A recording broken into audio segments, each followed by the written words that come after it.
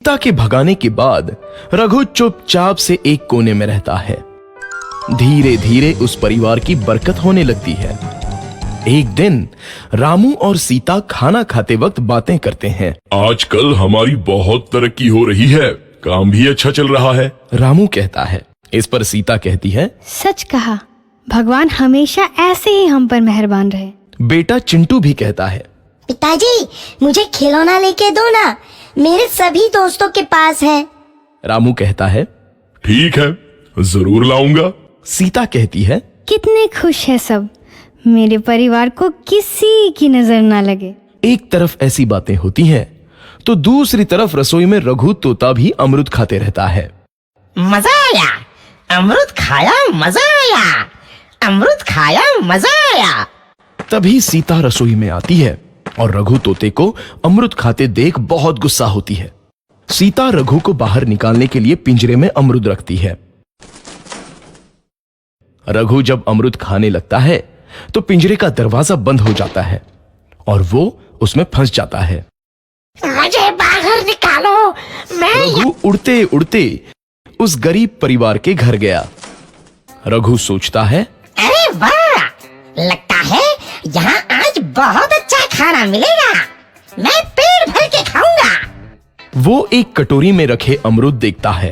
अरे वाह, अमरूद, मुझे तो ये बहुत पसंद है, मैं तो इसे पेट भर के खाऊंगा। रघु तोता अमृत खाने ही लगता है।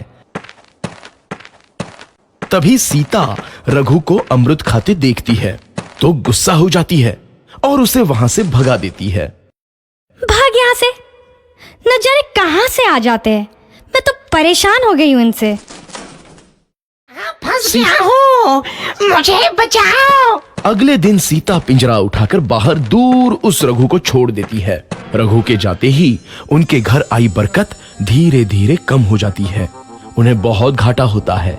सीता कहती है, ये क्या हो रहा है, अचानक इतना कैसे बदल गया, अभी तक तो सब कुछ अच्छा चल रहा था। रामू कहता है, लगता है भगवान हम पर रूठ गए हैं। चिंटू भी कहता है, लगता है अब मुझे खिलौने भी नहीं मिलेंगे।